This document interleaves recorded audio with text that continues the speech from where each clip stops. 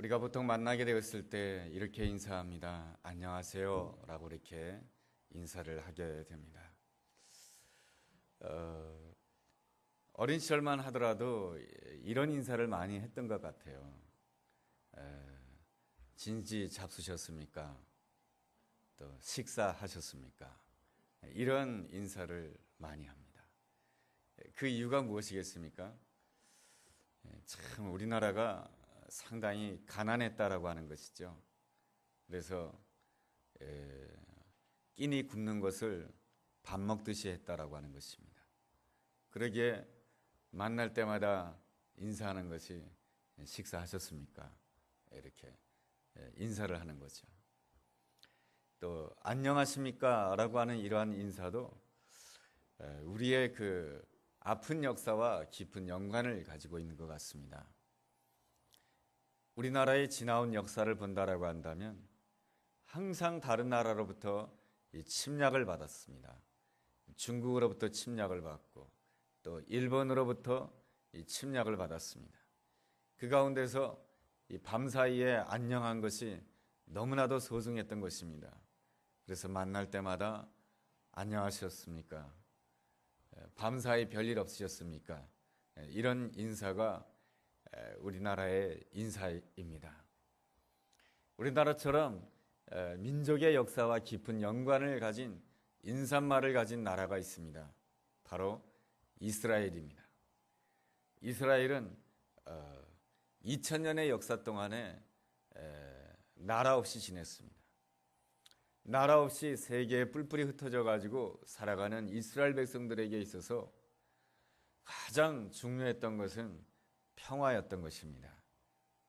그래서 이스라엘 백성들은 만날 때마다 인사말은 샬롬입니다. 평화, 평강, 이러한 뜻을 가진 인사말입니다. 우리가 섬기는 하나님은 평화의 하나님이십니다. 하나님께서는 우리 모두에게 하나님의 평화를 주시기를 원하십니다.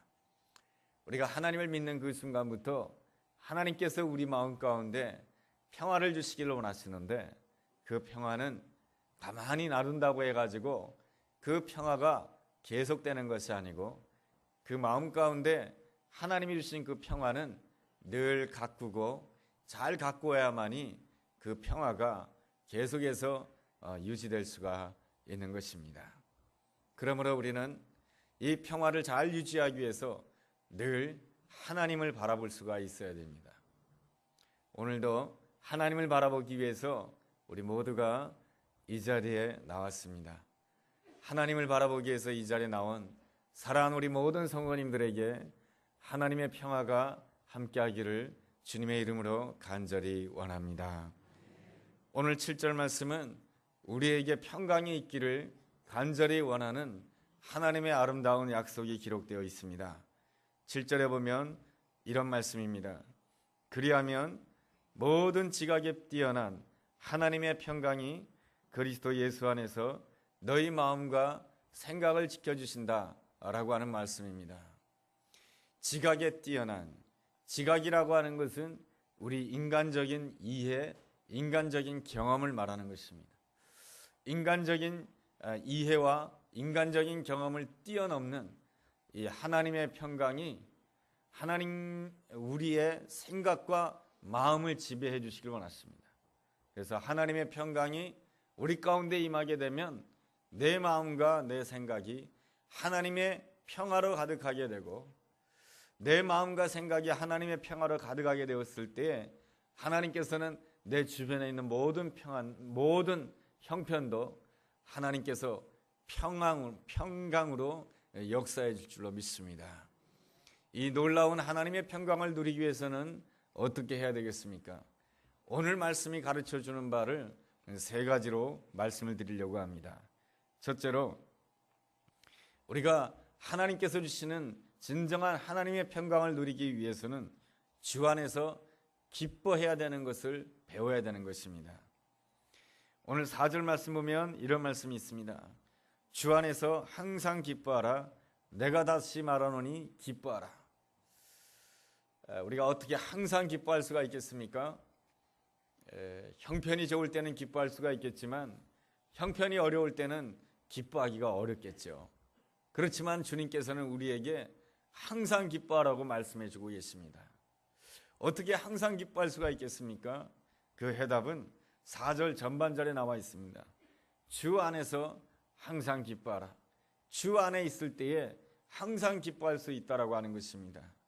주 안에 있다라고 하는 것은 성령 충만하다라고 하는 것이고, 우리가 성령 충만하기 위해서는 나를 비울 줄 알아야 되고 나를 내려놓을 줄 알아야 되는 것입니다.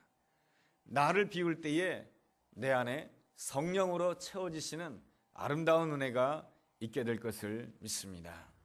우리가 언제 나를 비울 수가 있겠습니까? 나의 한계를 느낄 때에 우리는 나를 비우는 사람이 될 수가 있습니다. 몇 해 전에 베스트셀러로 알려진 인생 수업이라고 하는 책이 있습니다. 이 인생 수업이라고 하는 책은 엘리자베스 로스라고 하는 정신의학자가 쓴 책입니다. 이 엘리자베스는 호스피스로 활동하면서 죽음을 앞두고 있는 사람들을 돌봐주는 일을 많이 하였습니다.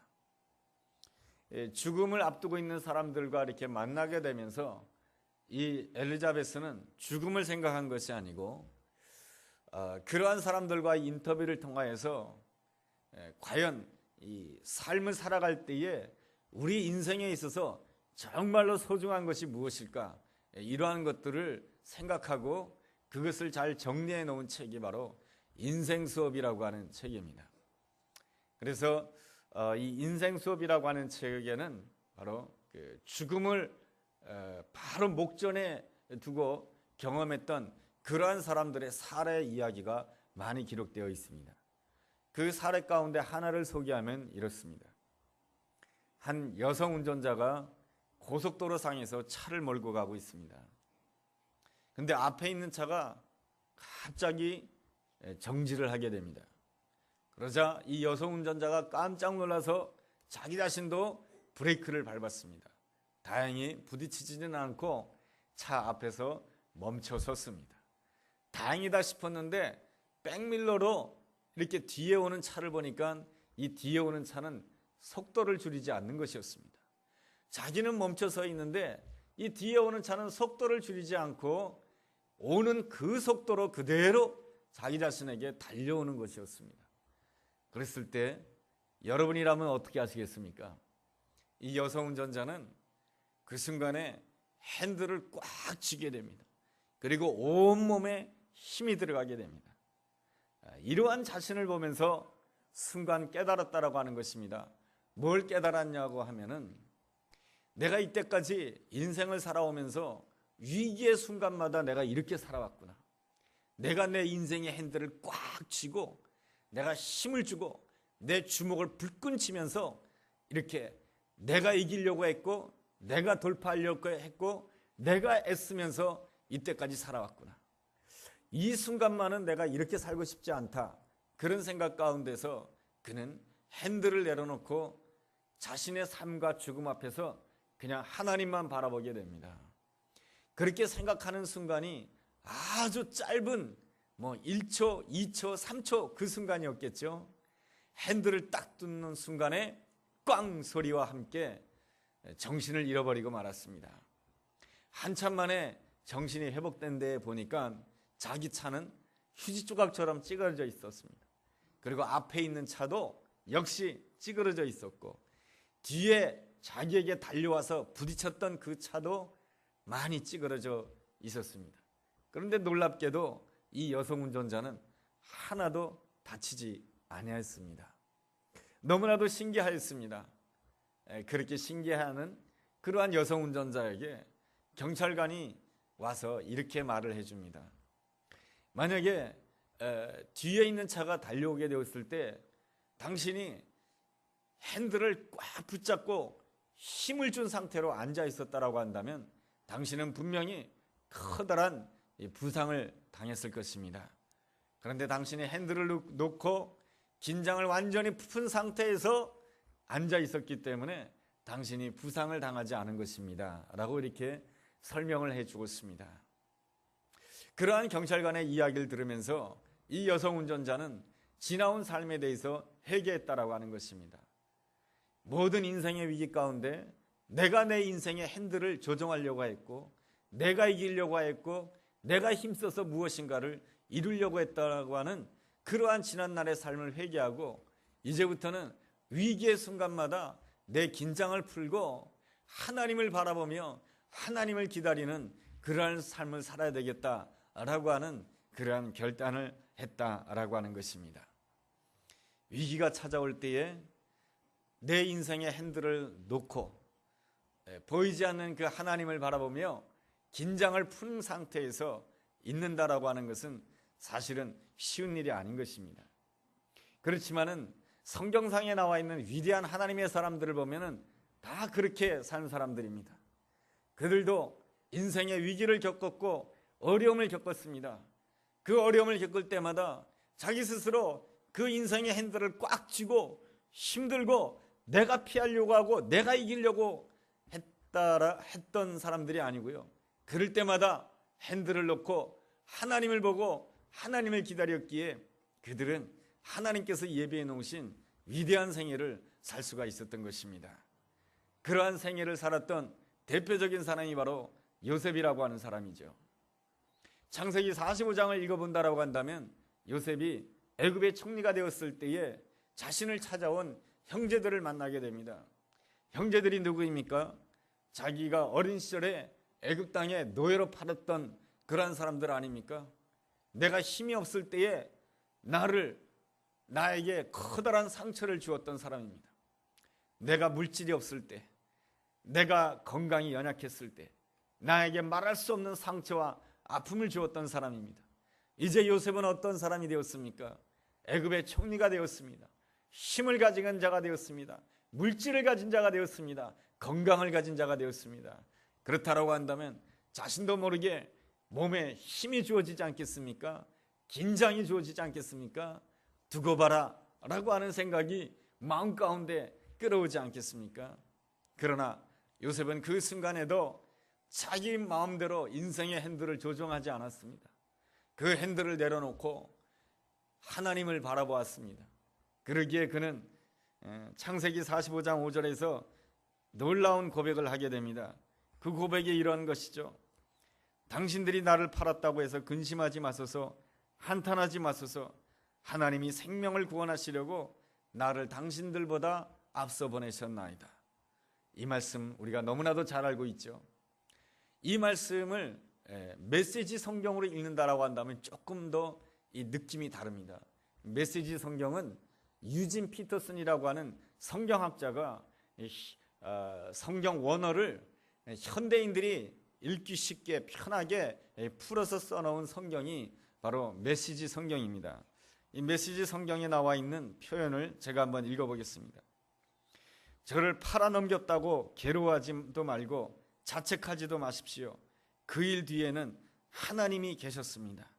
하나님께서 나를 형님들보다 앞서 이곳으로 보내셔서 여러 목숨을 구하게 하셨습니다. 여기에서 가장 중요한 표현이 있습니다. 이 일 뒤에는 하나님이 계셨습니다. 내가 애굽 땅에 노예로 팔려올 때에 이 일 뒤에는 하나님이 계셨습니다. 내가 감옥에 들어갈 때 너무 억울하다고 생각했는데 이 일 뒤에는 하나님이 계셨습니다. 나의 형제들을 만나게 되었을 때 잘됐다, 원수 갚을 때가 되었었다, 그렇게 생각할 수 있었지만은 이 일 뒤에는 하나님이 계셨습니다. 이 일 뒤에는 하나님이 계셨습니다라고 하는 그 아름다운 고백으로 인하여서 요셉의 형제들은 구원함을 받게 되죠. 요셉의 형제들만이 구원함 받았습니까? 요셉 자신이 구원함을 받게 되고요, 요셉 자신이 복을 받은 사람이 되었습니다. 만약에 요셉이 힘들고 어려운 순간마다 이러한 고백을 하지 아니했다라고 한다면, 마음 가운데 원망과 상처 가운데 살아갔다라고 한다면은 요셉은 결단코 하나님께서 예비해 놓으신 그 애굽의 총리라고 하는 자리에 절대로 이르지 못하였을 것입니다. 그러나 요셉은 매 순간마다 이렇게 고백했던 것이죠. 이 일 뒤에는 하나님이 계셨습니다. 내가 상처받는 순간이 있었지만은 이 일 뒤에는 하나님이 계셨습니다. 내가 그 순간에 너무나도 인간적인 모욕을 받았지만은 이 일 뒤에는 하나님이 계셨습니다. 내가 너무 손해를 받았고 내가 너무 힘들었지만 이 일 뒤에는 하나님이 계셨습니다. 이러한 놀라운 고백을 통해서 그는 자신의 인생에 핸들을 놓을 수가 있었고, 그 핸들을 놓고 긴장을 풀고 하나님을 바라보게 되었을 때 매 순간순간마다 그는 하나님이 기뻐하는 선택을 할 수 있었고, 매 순간순간마다 하나님이 기뻐하시는 아름다운 해석을 가질 수가 있었고, 하나님이 원하시는 해석을 가지고 선포할 때마다 그 해석대로 그 인생이 이루어지게 된 줄로 믿습니다. 이러한 말이 있습니다. 그리스도인에게는 막다른 골목이 없다라고 말이죠. 예수 그리스도의 생애를 본다라고 한다면 예수님의 인생 가운데 가장 막다른 골목이 언제입니까? 십자가를 질 때입니다. 죄수의 몸으로 감옥에 갇힌다라고 하는 것도 막다른 골목인 것이죠. 그런데 예수님께서 그 당시에 십자가에 못 박힌다라고 하는 것은 벌거벗긴 채로 온 세상 사람들에게 수치를 당하는 것입니다. 누가 봐도 예수님께서 십자가 지시는 그 사건은 인생의 막다른 골목이었던 것입니다. 이 인생의 막다른 골목에 이르게 되었을 때 우리는 어떻게 됩니까? 나 자신도 모르게 어떻게든지 이 수치와 이 어려움을 면하기 위하여서 어떻게든지 내 인생의 핸들을 내가 좌우로 흔들려고 합니다. 그러나 예수님께서는 그렇게 하지 아니하셨습니다. 그 인생의 막다른 골목 앞에서 이렇게 고백하십니다. 내 뜻대로 마옵시고 아버지의 뜻대로 하옵소서. 인생의 핸들을 내려놓고 하나님을 기다리게 되었을 때 모든 사람들이 보기에 그 십자가의 길은 막다른 골목이라 생각했지만은 그것은 막다른 골목이 아니고 그 길은 바로 부활의 길에 이르는 길이요, 그 길은 생명으로 이르는 길이요, 모든 인생들이 구원함을 받게 되는 아름다운 길이 된 줄로 믿습니다. 우리가 주일날마다 예배당에 나와서 하나님 앞에 예배드립니다. 우리가 안식일을 지키지 아니하고 주일날마다 와서 주일을 지키는 이유가 무엇이겠습니까? 주일은 언제입니까? 안식 후 첫날입니다. 안식일은 금요일이죠. 안식 후 첫날이라고 한다면 주일이죠. 우리는 안식일을 지키지 아니하고 우리는 주일을 지킵니다. 왜 그렇습니까? 예수님께서 안식 후 첫날 부활하셨기 때문에 그런 것입니다.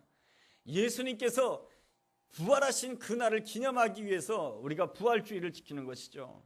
그래서 우리가 주일을 지킨다라고 하는 것은 무엇을 기억하는 것입니까? 예수님의 부활을 기억하는 것입니다. 나의 삶에는 결단코 막다른 골목이 없는 줄로 믿습니다. 우리는 예배당에 나올 때마다 믿음으로 선포해야 되는 것입니다. 내가 어떠한 위기 가운데 있다 할지라도 이 위기는 내 인생의 막다른 골목이 아니고 이 길은 바로 부활의 길이며 승리의 길이며 생명의 길입니다 라고 선포하는 것이 바로 주의를 지키는 자의 아름다운 신앙의 태도이며 부활을 기억하는 자의 아름다운 신앙의 태도인 줄로 믿습니다. 여러분, 이러한 확신을 가질 때 우리는 어떤 사람이 되느냐 하면은 하나님이 이루시는 놀라운 평강을 잃어버리지 아니하고 날마다 내 내면에 하나님의 평강이 넘치게 될 줄로 믿습니다.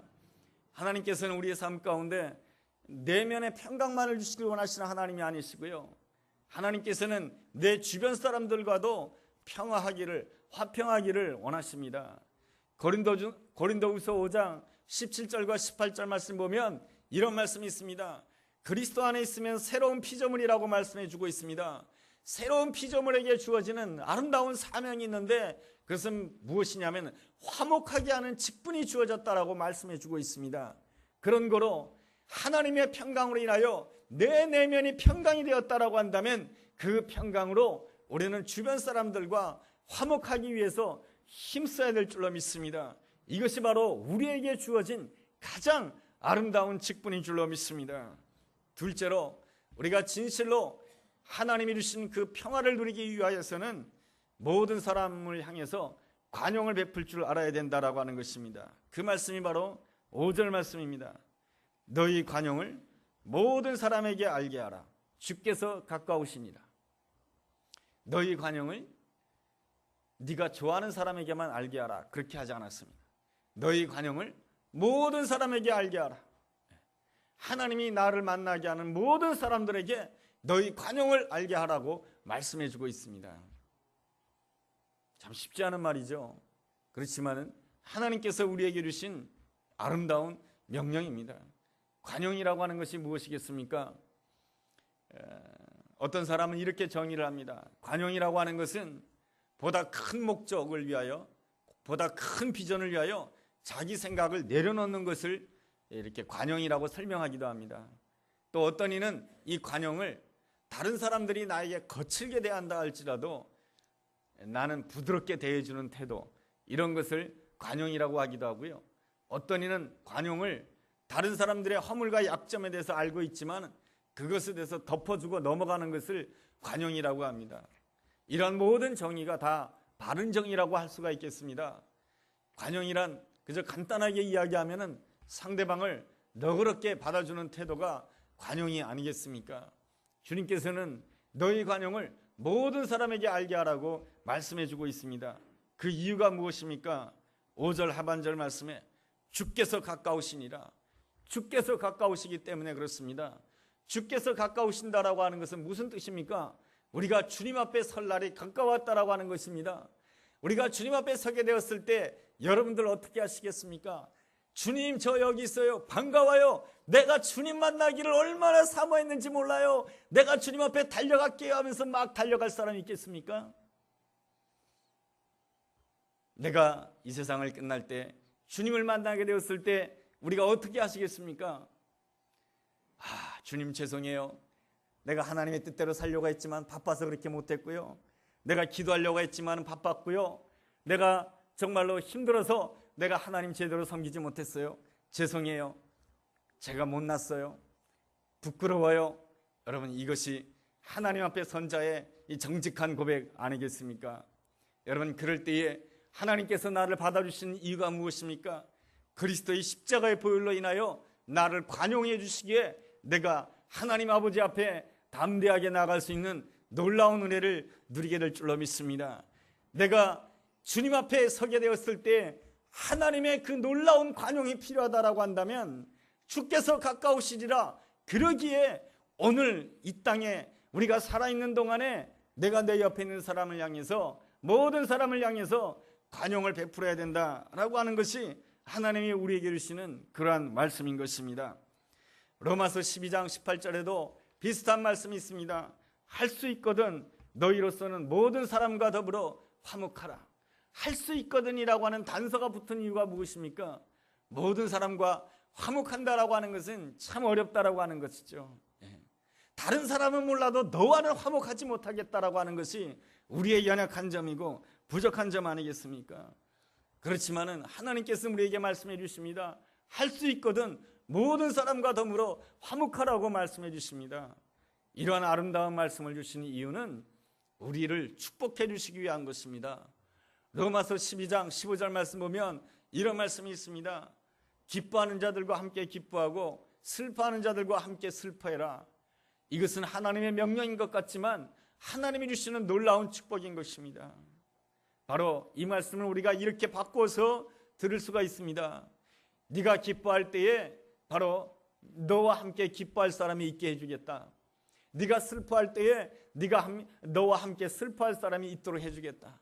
내가 모든 것이 잘 되었을 때 주변 사람들로부터 정말로 잘했어, 수고했어, 축하해, 이러한 말을 해줄 수 있는 사람이 있게 해주겠다라고 하는 것이고, 내가 낙심할 때, 내가 힘들어할 때 같이 울어줄 수가 있고 같이 슬퍼해 줄 수 있는 그러한 사람이 있도록 해주겠다라고 하는 것입니다.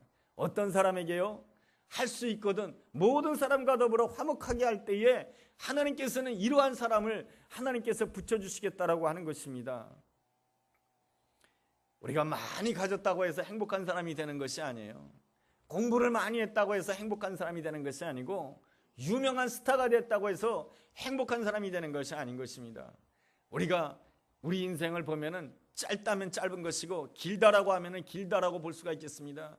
그 인생을 우리가 건강하게 행복하게 살아갈 수가 있기 위해서는 바로 내가 기뻐할 때 함께 기뻐해 줄 수 있는 사람, 내가 슬퍼할 때 함께 슬퍼해 줄 수 있는 사람이 있을 때 우리가 그 인생을 복되게 기쁘게 살아갈 수가 있는 것입니다. 이 아름다운 은혜가 우리 모두에게 함께 하기를 주님의 이름으로 간절히 축원합니다. 셋째로, 우리가 진실로 하나님의 그 평강을 누리는 그러한 사람이 되기 위하여서는 염려를 극복해야 되는 것입니다. 염려를 극복하지 못하면 우리 안에 있는 이 평화가 깨어질 수밖에 없습니다. 그 말씀이 6절 말씀입니다. 아무것도 염려하지 말고 다만 모든 일에 기도와 간구로 너희 구할 것을 감사함으로 하나님께 아뢰라, 이렇게 말씀해 주고 있습니다. 염려하지 말고 모든 일에 기도와 간구로 너희 구할 것을 감사함으로 하나님께 아뢰라. 기도해라, 간구해라, 구해라, 아뢰라, 이러한 표현들이 반복해서 나타나는 이유가 무엇입니까? 기도해도 적당히 기도하지 말고 염려가 찾아온다라고 한다면 전심으로 하나님 앞에 기도하라고 하는 것입니다. 그럴 때에 어떤 역사가 일어나게 되냐면, 그리하면 모든 지각에 뛰어나신 하나님의 평강이 너의 생각을 지배해 줄 것이며 그 하나님의 평강이 너의 마음을 지배해 줄 것이다라고 하는 것입니다. 그런 역사가 있어야 하나님의 평강을 누릴 수 있다라고 하는 것입니다. 이러한 이야기가 있습니다. 서커스단에서는 코끼리를 훈련시킬 때 다 큰 코끼리는 데려오지 않는다라고 하는 거죠. 반드시 어린 코끼리를 데려온다라고 합니다. 그래서 어린 코끼리를 말뚝에다가 묶어놓고 훈련을 시킨다라고 합니다. 그래서 훈련시켜서 크게 되면은 이 어린 코끼리는 이제 젊은 코끼리가 되면 힘이 세지지 않겠습니까? 몸집도 커지고. 그럼에도 불구하고 작은 말뚝에다가 묶어두기만 하면은 이 코끼리는 절대로 도망갈 생각을 하지 않는다라고 하는 것입니다. 왜냐하면은 어린 시절에 내가 해봤거든요. 이 말뚝을 뽑기 위해서 열심히 노력했는데 그 코끼리의 경험은 이 말뚝을 뽑을 수 없다라고 하는 경험에 의해서 지배를 당하고 있는 것입니다. 염려라고 하는 것은 바로 그러한 것이죠. 바로 지난날의 지배를 받고 있는 것입니다. 지난날에 내가 알고 있었던 거, 지난날에 내가 알고 있었던 그 경험에 지배를 받고 있기 때문에 바로 내가 염려 가운데서 해방받지 못하는 것입니다. 그러므로 염려 가운데 있을 때 오늘 성경이 주시는 말씀은 무엇이냐면 기도와 간구로 너희 구할 것을 감사함으로 하나님께 아뢰라고 하는 것입니다. 우리가 하나님 앞에 전심으로 아뢰게 되었을 때 어떤 역사가 일어나냐면 하나님의 평강이 나의 생각과 내 마음을 지배해 주신다라고 하는 것이죠. 하나님의 평강이 내 생각과 내 마음을 지배해 주신다라고 하는 것은 무슨 뜻인가? 상식에 얽매여 있는 나의 생각, 지난날의 경험에 얽매여 있는 이 나의 마음, 이 모든 것들을 파쇄하고 하나님 주시는 새로운 생각, 새로운 마음이 가지도록 하나님께서 역사해 주신다고 하는 것입니다. 하나님의 평강이 임했을 때 십자가를 물받으러 행복하는 것입니다. 그리고 하나님 앞에 또 부르짖기에 지난날에 올라가는데 그것은 바로 지경이 자꾸만 넓어지는 것입니다. 여러분, 요셉이 애굽 땅에서 나는 총리가 될 거야 그렇게 한 적이 있습니까? 노예가 무슨 총리가 되겠으며 죄수가 무슨 총리가 되겠습니까? 노예라고 한다면, 죄수라고 한다면 그의 인생은 막다른 골목이며 인생의 경험으로 본다라고 한다면 그의 인생은 끝난 것입니다. 그러나 그가 그 가운데서도 기도와 간구로 하나님 앞에 감사함으로 하나님 앞에 아뢰게 되었을 때 요셉은 놀라운 꿈을 꾸게 되고 놀라운 생각을 하게 되고 놀라운 마음을 가지게 되는 것이죠. 그리함으로 인해서 하나님께서는 요셉의 지경을 넓혀주시는 놀라운 축복을 허락해 주신 것입니다. 다니엘이 바로 그러한 경험을 한 사람 아니겠습니까? 다니엘이 사자굴 속에 들어갑니다. 사자굴 속에 들어갔다라고 하는 것은 인생의 막다른 골목 속에 들어갔다라고 하는 것입니다. 사자굴에 빠지는 그 순간 굶주린 사자에 의해서 죽임을 당할 수밖에 없었습니다. 그러나 다니엘은 그 가운데서도 하나님 앞에 부르짖고 또 부르짖었습니다. 그랬을 때 다니엘은 놀라운 생각을 하게 되는 것이죠. 이 사자굴 가운데서도 하나님이 나와 함께 하신다라고 한다면 인간의 상식과 경험을 넘어서는 놀라운 기적의 역사가 나에게 임할 것을 내가 믿습니다. 이것이 바로 무엇입니까? 하나님의 평강이 내 생각을 지배해 주시는 것이고 하나님의 평강이 내 마음을 지배해 주시는 것입니다. 하나님이 주시는 놀라운 축복은 어디서부터 시작되는 건가? 그것은 바로 내 생각에서 시작되는 것이고 내 마음에서부터 시작되는 것입니다. 내가 하나님 앞에 부르짖고 또 부르짖게 되었을 때 하나님께서는 하나님의 평강으로 내 생각을 지배해 주시고 내 마음을 지배해 주신 다음에 하나님께서는 내 형편을 지배해 주시고 내 삶의 자리를 지배해 주시고 내 가정을 지배해 주시고 교회를 지배해 주시고 내 직장을 지배해 주시는 놀라운 역사가 일어나게 될 것을 믿습니다. 이것이 바로 하나님의 평강이 임한 자에게 주어지는 아름다운 은혜요 축복인 줄로 믿습니다. 여러분, 이러한 놀라운 평강은 거저 주어진 것이 아닙니다. 이 놀라운 평강이 주어지기 위해서 대가가 치러졌습니다. 무슨 대가가 치러졌습니까? 예수님께서 우리를 위하여 십자가 지시는 그 고통의 대가로 인해서 우리에게 이러한 놀라운 평화가 주어진 것입니다. 그 말씀이 바로 이사야서 53장 5절 말씀입니다. 그가 징계를 받음으로 우리가 평화를 누리고 그가 채찍에 맞음으로 우리가 나음을 입었도다. 예수 그리스도께서 우리를 위하여 십자가에 죽으심으로 우리가 평화를 누리고 예수 그리스도께서 십자가에 채찍에 맞으심으로 우리에게 하나님의 치유가 임하신 줄로 믿습니다. 그러므로 오늘 우리가 어떠한 위기 가운데 있습니까? 어떠한 인생의 막다른 골목 앞에 있습니까? 그때 우리는 예수 그리스도의 십자가를 바라보며 예수 그리스도의 부활을 바라봐야 될 줄로 믿습니다. 그리고 내 인생의 핸들을 내려놓고 내 삶과 죽음과 내 모든 인생의 성공과 실패와 그 모든 것을 하나님께 맡기고 내 인생의 핸들을 내려놓고 오직 하나님을 기다리게 되었을 때 하나님의 평강이 내 생각과 내 마음을 지배하게 될 것이며 하나님의 평강이 내 생각을 지배하고 내 마음을 지배하게 될 때 내 주변에 있는 모든 형편도 하나님의 평강이 지배하게 될 것이며 하나님의 나라가 임하게 될 것이며 하나님의 나라가 임하게 될 때 하나님께서 영광 받아주시고 우리의 영혼이 잘 될 때 범사가 잘 되는 아름다운 은혜가 우리 모두에게 임하게 될 것을 믿습니다. 이 아름다운 은혜가 이 한 주간 동안에 여러분의 삶 가운데 임하게 되기를 주의 이름으로 축원합니다. 기도하겠습니다. 하나님 아버지, 우리에게 평화를 주시기를 기뻐하시는 주님을 찬양합니다. 주님께서 우리를 위하여 십자가 지심으로 우리가 하나님과 평화를 누리는 사람이 되었고 이제는 한 걸음 더 나아가서 사람과 더불어 평화를 누리고 모든 형편 속에서도 평화를 누릴 수 있는 놀라운 하나님의 사람이 되었습니다. 하나님이 주신 이 소중한 평화 잘 믿음으로 가꾸게 하여 주옵소서. 그리함으로 인해서 평화의 열매를 맺어 하나님께 영광 돌리는 거룩한 하나님의 사람 되게 하여 주옵소서. 예수님의 이름으로 기도드렸습니다. 아멘.